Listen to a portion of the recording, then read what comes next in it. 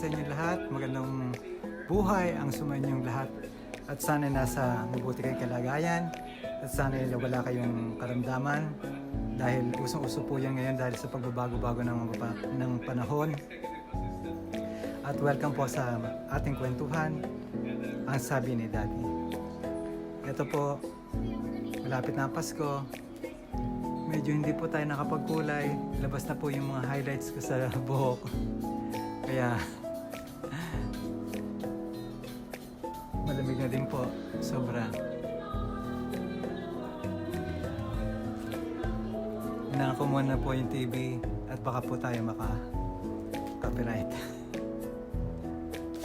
Okay, ang pagkukwentuhan po natin ay ingat-ingat lamang po sa ating darating na mga holidays. At ingat-ingat po sa ating pagkain. Alam niyo po na talagang sa panahon ngayon ay pabalik-balik pa rin po ang mga lagnat at mga sakit. Kaya konting ingat lang po. Ngayon po pag-usapan po natin ang ating mga gagawing pagdiriwang ngayong bagong taon at Kapaskuhan. Sana po ay makapagbigay ako ng konting mensahe o ng aral para po maiwasan natin ang pagkakaroon ng mga kung ano-anong komplikasyon at sakit. Ngayon po, hindi po natin pinagbabawal ang maghanda. Normal lang po ang maghanda dahil pinagdiriwang po natin nakarawan ng ating Panginoon Jesucristo. Pero masasabi ko lang po ay hinay-hinay lang po sa pagkain. Sabi po tuloy ako. Hinay-hinay lang po tayo sa pagkain ng mga makokolesterol dahil uso na naman po yan yung ating po may mga sakit sa puso at may mga diabetes. So, iisipin natin na pwede naman po tayong tikim-tikim lang. Pwede naman po tayo na kumain ng ilang kutsara lang na dessert. Pwede naman po tayong pumindot-pindot lang ng mga balat ng lechon. Ito lang po ipaalala bilang isang kaibigan at bilang isang tagapayo. Sa panahon po ngayon kasi mahalaga po ang kalusugan, kaya sana po bawas-bawasan po natin ang pagkain. Kasi may mga pagkakataon po na babawasan nga natin ang pagkain natin. Ang haba po ng holiday, ang haba po ng bakasyon, yung po mga leftover food na natira, yung rin pong kakainin nyo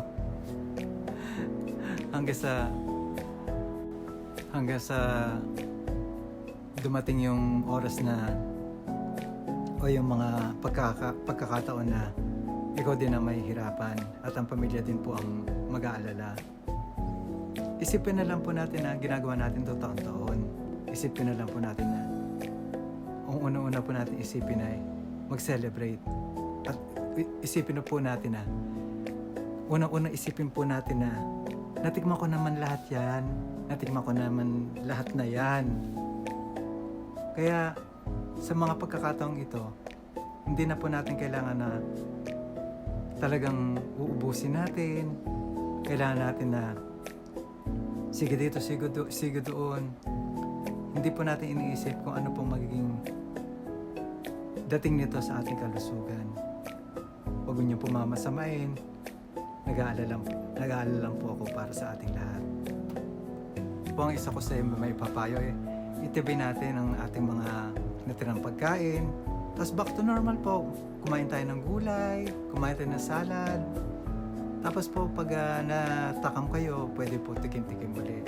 Huwag naman po yung isang 2 linggo o 3 linggo na yun at yun ang kinakain natin baka naman po tayo ma-high blood na mas mahal pa pong bayaran natin sa ospital. Kaya ang masasabi ko po sana konting ingat po dahil sa panahon po ngayon mahal po mahal po ang magkasakit, mahirap po magkasakit kasi kagaya po niyan yung anak ko may lagnat, dinala po sa ospital ngayon, hindi po alam, ititest pa po kung anong sanhi ng lagnat. Kaya nag-aalala po ako. Ako ako din po medyo garalgal ang boses, medyo Makati po. Sana po may awa ang Diyos na wala naman to. Kaya kahit sa bahay po may dala akong mask. Kaya mga kaibigan at mga mahal sa buhay, sa mga bahay na pinupuntahan nyo, mag-iingat pa rin po kayo dahil uso pa rin po yung alam nyo yung ating yung kaibigan na alam nyo na yun. Sana po ay doble ingat po dahil talagang hindi po natin masasabi kung tatamaan tayo o babalikan tayo ng sakit na ito. Yan po ay isang paalala lang bilang isang inyong kaibigan. Kaya sana po mag-ingat kayo. Balik po tayo doon sa mga pagkain at sa paghahanda. Matuto po tayo magdasal at matuto po tayo magpasalamat sa mga binigay na biyaya sa atin ng buong taon at sa mga susunod pang taon. Sana po ay panatilihin niya na makaraos tayo sa ating mga kahirapan, imbis na maging malusog ang ating pangangatawan. Dapat po talagang maging maayos dahil mahirap po talaga ang dumadating ang mga pagkakataon na pagsubok na talagang ang kalusugan naman natin ang titirahin. Kaya yan po ang aking masasabi na sana ay hinay-hinay lang po sa pagkaing bawal sa inyo. Kahit na po sa hindi bawal, kahit na po yung walang sakit na diabetes o may mataas ang kolesterol. Minsan po mga ambabata pa, mga tinatamaan na rin po Kaya mahirap po. Sabi nga po nila, in moderation o tamang pagkain lamang ang ating kailangan gawin.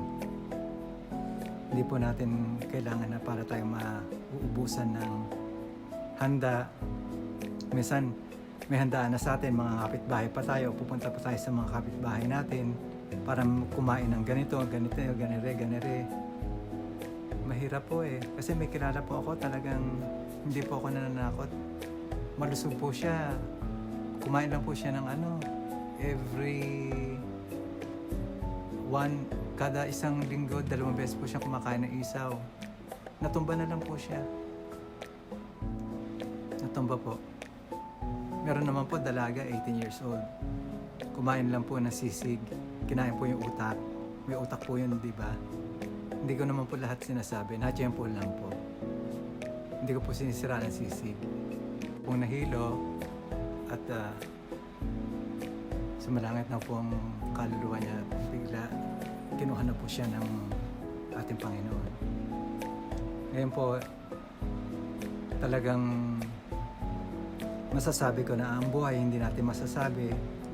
Ang buhay ay mahalaga. Ang buhay ay espesyal. Ang buhay ay utang natin sa Panginoon Jesus. Ang buhay na ito ay dapat pahalagahan at dapat na ingatan. Kaya masasabi ko po sa ating mga kababayan, sabihan niyo po inyong mga anak, mga kapatid, lahat na mahal sa buhay, kaibigan, na maghinay-hinay lang po sa pagkain nitong darating na Kapaskuhan at ng bagong taon para maging masaya po ang lahat at wala pong magkakasakit sa pamilya at maging maayos sa pamumuhay natin yung lahat. Nandito po ako sa aming poon para po magpasalamat, magdasal. Panginoon, maraming salamat po sa lahat ng biyayang binigyan niyo sa amin, sa aming mga kaibigan sa loob, sa inyong binigay na tahanan, ang ating daigdig. Mahal na Birhen, ingatan mo po ang aming pamilya kung saan man naroon at sana po ay sa kaarawan ng ating Panginoon Hesus Kristo ay maging mapayapa ang lahat at walang magkakasakit. Naway iligtas mo po ang aming mga kaibigan at pamilya sa anumang sakuna at iligtas mo po sila sa anumang masasamang elemento o masasamang tao. Gabayan mo po kami at kami po nagpapasalamat sa isang buong taon na naging malusog kami at sana kung anumang darating sa mga oras na ito o sa mga bagong taon na darating ay sana ganun din po at maging matiwasay ang aming pamumuhay para po walang iisipin na anumang balakid sa aming pagtahak ng aming daranasing buhay. Ibigyan mo kami ng mahabang pasensya dahil masyado na po kami makasalanan. Wala po kaming masasabi sa inyong pagmamahal at sa inyong paggabay. Maraming salamat po, Panginoon, at lahat ng ito ay dinidinig mo sa ngalan ng ating Panginoon Hesukristo, ang Santo Niño, at ang lahat ng mga tao ay ingatan ninyo. At sana'y laging makaalala sa inyo, hindi lang tuwing Pasko at Bagong Taon, kundi araw-araw, umaga, tanghali, gabi, hanggang sa pagtulog. Maraming salamat po, Panginoon. Mahal na mahal po namin kayo. Ingatan niyo po kami. Amen. Ayan po, nakapagdasal na po tayo sa ating mahal na Birhen at sa ating mahal na Santo Niño at Panginoon Hesukristo. Mabuhay kayong lahat at sana ay mag-iingat palagi. Kami pababayaan, saan man kami pumunta at ang aming mga magulang at kapatid at kaibigan. Paulit-ulit ko po sinasabi dahil ito po ay para sa inyo. Tayo po ay magpasalamat at huwag makalimot sa Kanya dahil siya po ang ating tagapagligtas at ang ating doktor sa panahon ngayon at sa panahong darating. Siya lang po ang pwedeng bumawi sa ating buhay dahil siya po nagbigay nito sa ating mga tao o sa ating lahat. Kaya nais ko po magpasalamat sa lahat at ito po ang sabi ni Daddy, maligayang Pasko at manigong Bagong Taon po sa lahat. Andito po kami at nagse-celebrate na ang kaarawan ng ating Hesukristo. Kahit wala po kami handa, masaya po kami basta sama-sama at wala nagkakasakit. Ganon din po sana kayo. Salamat po at maligayang araw hanggang sa muli. Muli natin pagkikita. Sana ay sa aking mga sinasabi lagi na ulanin kayo ng grasya. Magkakatotoo po yan. Basta po tiwala lang sa sarili. Lumaban po tayo. Huwag po padadala sa mga stress. Kagaya ko, nagpapadala minsan ako sa stress. Huwag po nating ipabayaang sakupin tayo ng stress ang ating kaisipan. At sana magpasensya po tayo sa kung ano man ang meron tayo ngayon. Dahil may kapalit na kaginhawaan po yan sa mga susunod na panahon. Iwasan po ang toxicity. Iwasan po ang social media. Pag nakakapanood po kayo ng mga masasamang balita, ilipat nyo na po. Hindi po makakaganda, hindi po makakatulong yan. Dahil naranasan ko na po yan. Okay, hanggang sa muli po. Ito po ang sabi ni Daddy. Salamat po sa pagkikwentuhan. Maligayang Pasko! I love you all!